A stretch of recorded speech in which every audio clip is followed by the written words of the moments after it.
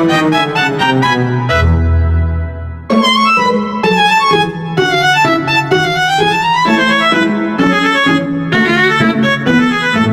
Komunika Re-commerce, perkenalkan nama aku Reisha Aulia Milano dengan NIM D023094, mahasiswi Ilmu Komunikasi angkatan 2023. Nah, pada video kali ini aku akan membahas tentang sesuatu yang sangat familiar dengan kita, yaitu kode etik jurnalistik.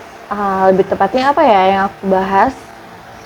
Aku akan membahas tentang pelanggaran kode etik jurnalistik yang dilakukan oleh sebuah media yang memberitakan kasus asusila terhadap anak.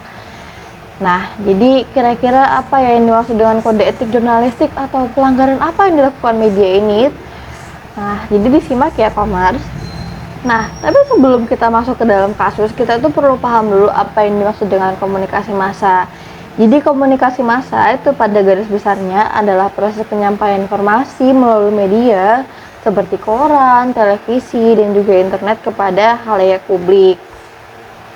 Nah, komunikasi massa ini tuh sebenarnya kita konsumsi sehari-hari dalam bentuk berita atau sumber informasi ya. Akan tetapi yang aku maksud di sini, berita itu tidak hanya berfungsi sebagai sumber informasi masyarakat, tetapi dapat juga sebagai alat kontrol sosial yang bisa menggerakkan opini publik dan juga menumbuhkan kesadaran kolektif di antara masyarakat. Nah, jadi dari sini aja tuh udah terlihat jelas kalau media itu memiliki tanggung jawab serta peranan yang besar dalam mengatur berjalannya opini masyarakat. Nah, kita move in ke kebebasan pers di Indonesia. Di Indonesia, kebebasan pers itu dijamin oleh Undang-Undang Nomor 40 Tahun 1999.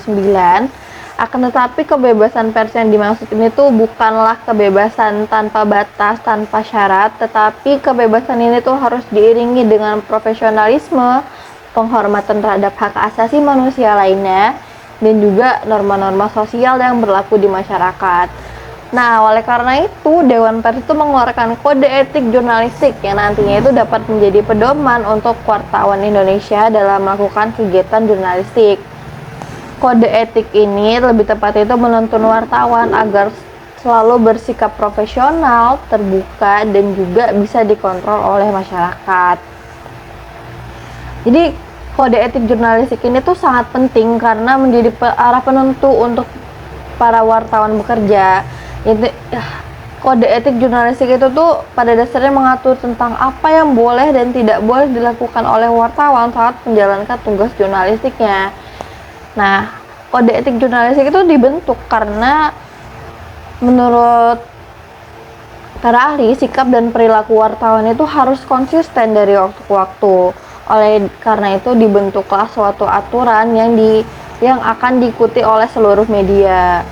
Nah, jadi pada dasarnya semua media massa yang ada di Indonesia ini harus mengikuti kode etik jurnalistik sebagai dasar ataupun pedoman dalam melakukan kegiatan jurnalistik. Nah, seperti yang kita tahu, media saat ini tuh udah bergerak ya dari media konvensional menuju media online, karena saat ini tuh media online tuh menjadi pilihan utama masyarakat ya, karena aksesnya yang lebih cepat dan juga lebih mudah. Akan tetapi pada bagian medianya ini memiliki tantangan tersendiri. Kenapa? Karena persaingan antar media online itu membuat para media ini seringkali lebih mementingkan kecepatan dan juga eksklusivitas daripada akurasi sebuah berita. Ini tuh yang menjadi tantangan dalam penerapan pasal-pasal kode etik jurnalistik, yaitu khususnya pasal 5 yang mengatur tentang kekerasan terhadap anak.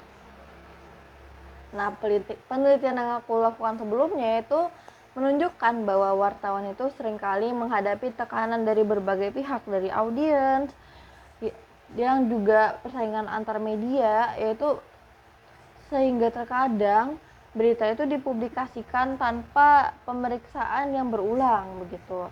Nah, mungkin inilah yang menjadi tantangan atau menjadi hambatan bagi media yang akan aku highlight ini dalam mempublikasikan beritanya. Oke, jadi Media yang aku highlight di sini adalah media okezon.com.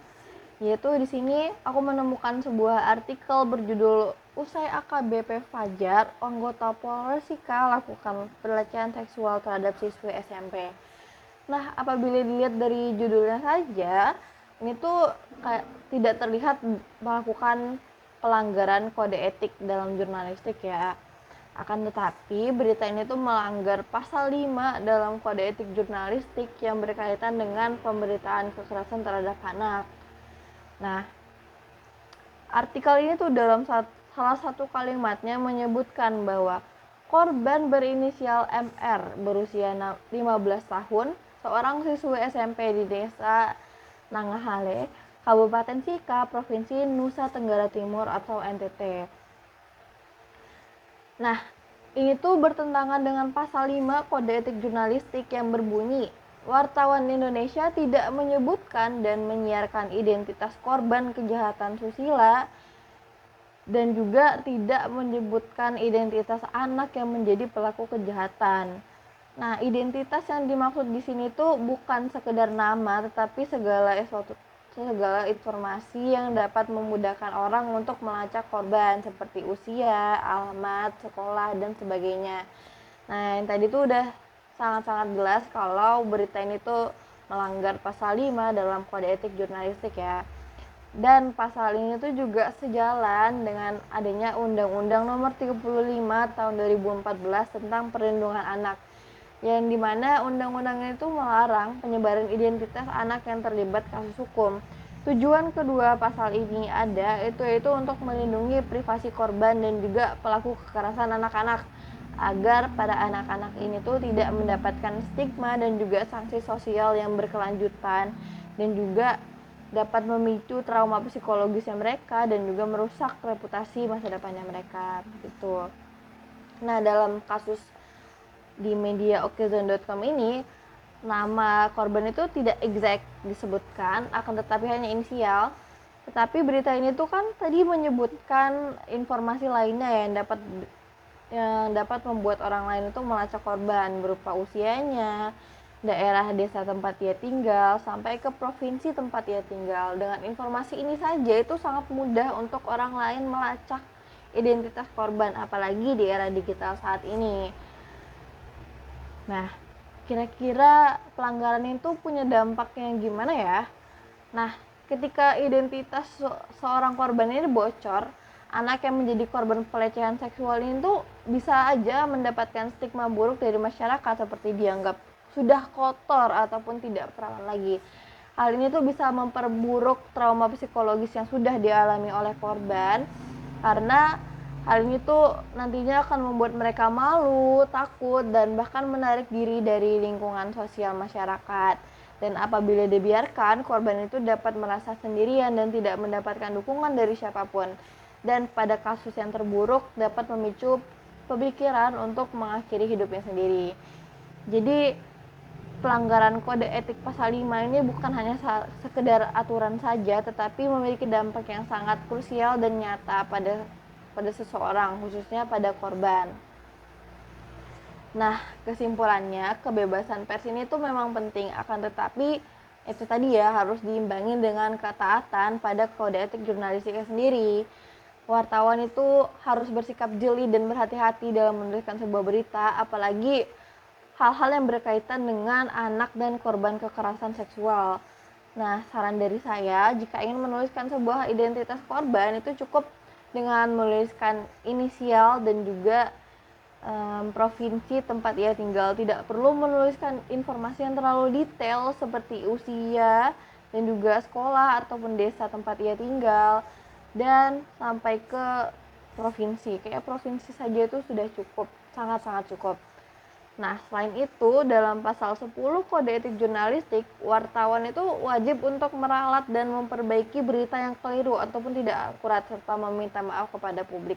Jadi dalam hal ini tuh beritanya bukan tidak akurat ya, akan tetapi terlalu banyak mempublish identitas korban, sehingga korban itu dapat dilacak dengan mudah. Jadi mungkin saran lanjutannya dari aku adalah media ini dapat meralat berita tersebut dengan menghapus atau mengaburkan identitas korban yang terlalu detail. Nah, itu pembahasan kita hari ini tentang pelanggaran kode etik pada berita asusila pada anak. Semoga dengan ini kita tuh bisa menambah wawasan kita semua, terutama dalam bidang kekerasan pada anak itu ya, karena kita tuh harus meng-highlight pelakunya saja, tidak perlu membawa identitas korban, di mana korban itu sudah mengalami hal-hal buruk sebelumnya, tidak perlu kita perparah dengan menyebarkan stigma ataupun sanksi sosial lagi yang ada di masyarakat. Kira-kira segitu dari aku. Terima kasih telah menonton video ini. Sampai jumpa.